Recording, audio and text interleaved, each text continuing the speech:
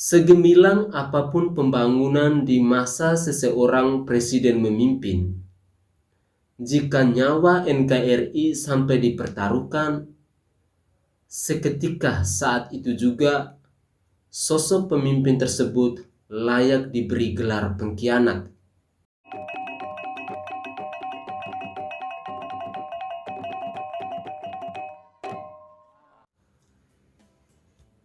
Halo Indonesia, salam NKRI.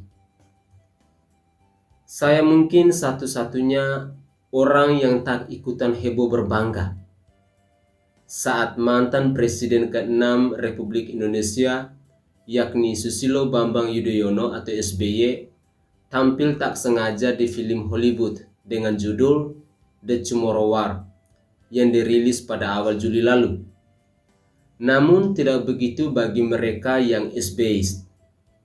Bagi mereka, tampilnya SBY dalam sebuah film Hollywood bergenre fiksi ilmiah bernuansa konspiratif adalah bentuk apresiasi dunia internasional atas ketokohannya. Tak masalah sih bagi saya. Silakan saja membangun menara glorifikasi untuk tokoh tanah air meski beralaskan pada hasil halubin angan-angan sang pengagum. Berbangga karenanya pun sah-sah saja. Namanya juga tokoh idola, tentu alasan sesemu apapun bakal tetap dipakai sebagai pembenar untuk menghebat-hebatkan tokoh pujaan. Saya menolak menjadi naif. Ini tak berarti saya tak menghormati orang lain. Apalagi bila itu menyangkut SBY, salah satu mantan presiden yang dipunyai bangsa ini. Hanya saja, kalau mengharapkan saya bangga pernah memiliki SBY sebagai presiden, nanti dulu. Prestasi SBY di mata saya lebih banyak nilai minusnya. Berbagai proyek mangkrak hingga skandal mega korupsi yang nyaris membangkrutkan negeri seperti Lapindo, Hambalang, Senturi, dan lain-lain adalah fakta-fakta sejarah yang terjadi pada eranya menjadi presiden. Belum lagi kita bicara tentang paham khilafah melalui HTI yang bagai diberi karpet merah olehnya. Suatu kondisi yang seketika memperhadapkan nyawa NKRI langsung dengan paham padang pasir yang di negeri asalnya sendiri saja pun sudah diberangus. Segemilang apapun pembangunan di masa seseorang presiden memimpin, jika nyawa NKRI sampai dipertaruhkan, seketika saat itu juga sosok pemimpin tersebut layak diberi gelar pengkhianat. Apalagi jika prestasi kerjanya dalam membangun negeri cuma begitu-begitu saja. Tak ada proyek mercusuar yang ikonik. Di mata saya, SBY adalah pemimpin yang gagal. Maka dia diberi peran bermain penuh, bahkan sampai dijadikan tokoh utama dalam film buatan Hollywood sekalipun, jangan harapkan datangnya apresiasi dari saya. Merasa bangga pun sudah pasti tidak. Namun, kini hadir Jokowi sebagai tokoh antagonis dari SBY. Reaksi berbeda saya jika yang ditanya adalah tentang si Jangku Nandeso Jokowi. Tidak cuma bangga, saya benar-benar speechless melihat gebrakannya selama 7 tahun kepemimpinannya. Apalagi saat melihat respon pemimpin-pemimpin dunia di arena KTT G20 yang baru saja beliau hadiri. Para pemimpin itu tentu ikut melihat dan merasakan apa yang dibuat Jokowi terhadap bangsanya. Jika tidak begitu, bagaimana mungkin mereka menunjukkan tatapan penuh kagum saat di dekat beliau? Saya tak perlu mengulang di sini tentang apa saja pencapaian yang telah dibuat beliau bagi negeri ini.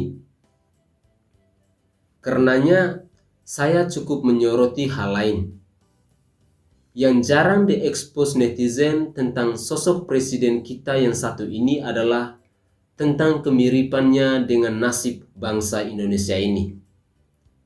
Indonesia adalah negeri di mana ironi banyak terjadi selama puluhan tahun kemerdekaannya.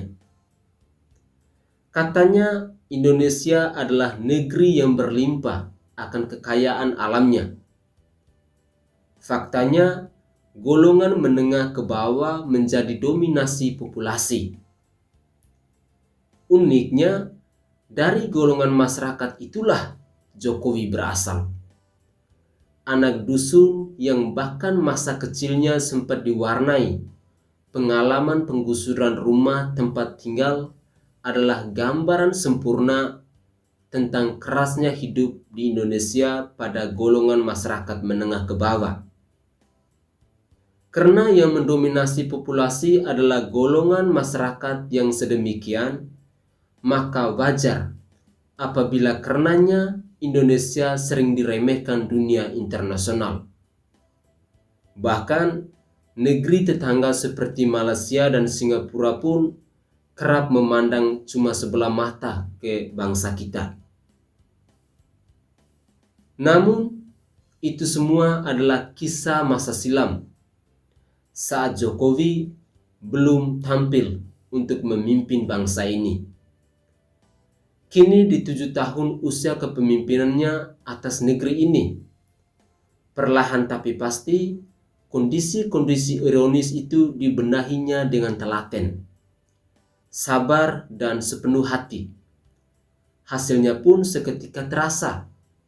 Tanah air Indonesia yang sesungguhnya kaya raya itu mulai menghadirkan relevansinya untuk segenap anak negeri.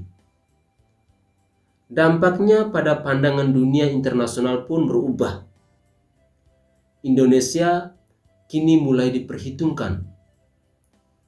Kesan itu nyata tertayang dari sambutan para pemimpin G20 atas Presiden RI. Yang ajaibnya adalah Joko Widodo itu sendiri. Berlomba mereka seolah ingin terlihat sebagai sahabat Jokowi. Hingga forum KTT itu pun sampai memberinya kepercayaan sebagai ketua presidensi KTT G20 selama setahun ke depan. Jokowi yang tadinya cahdeso itu, namun yang kini membawai pemimpin-pemimpin negara-negara hebat sedunia, adalah wajah Indonesia itu sendiri, yang berubah dari yang tadinya disepelekan menjadi dimuliakan setinggi-tingginya. Jika Jokowi tak pernah hadir di bangsa ini, barangkali ironi-ironi kehidupan berbangsa dan bertanah air Indonesia masih merupakan menu harian masyarakatnya. Bahwa di masa kepemimpinan Jokowi, sejumlah PR besar bangsa ini belum tertangani dengan baik, itu saya sadari.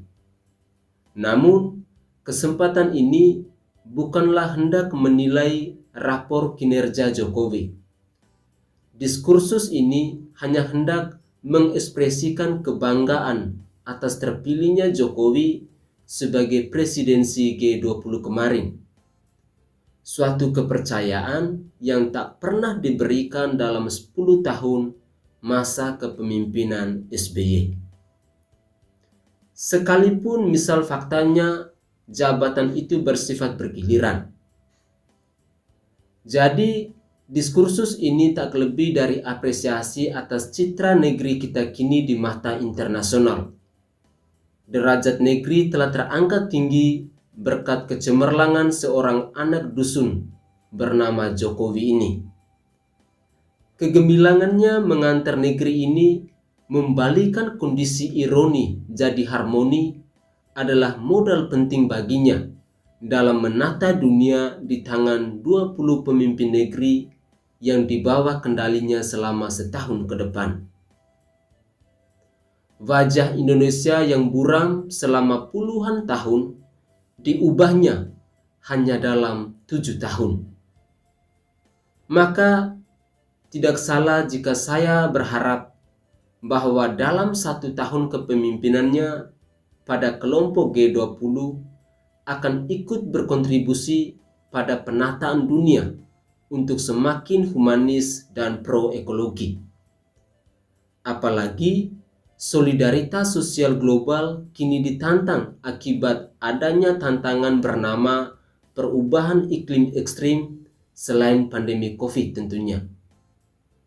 Kita percaya Jokowi akan mampu mengemban amanah ini dengan sukses. Rapor setahun kepemimpinannya di G20 ini pada gilirannya nanti pula akan jadi modal baginya untuk dicalonkan jadi Sekjen PBB periode 2026 sampai 2031. Jika sosok itu adalah Jokowi, saya pun tak ragu. Jika benar nantinya beliau dicalonkan sebagai Sekjen PBB, setidaknya Anda semua jadi saksi bahwa saya telah membuat video hari ini untuk Anda semua. Mungkin bukan yang pertama, namun semoga video ini berkontribusi pada pewacanaan itu kelak. Sosok Jokowi memang potensial dijadikan Sekjen PBB. Maka seusai dirinya purna tugas sebagai presiden dan kepala negara, mudah-mudahan jadi Sekjen PBB pertama dari Indonesia, negeri yang salah satu mantan presidennya pernah tampil 2 detik dalam sebuah film Hollywood itu. Salam hormat Pak Jokowi, salam NKRI.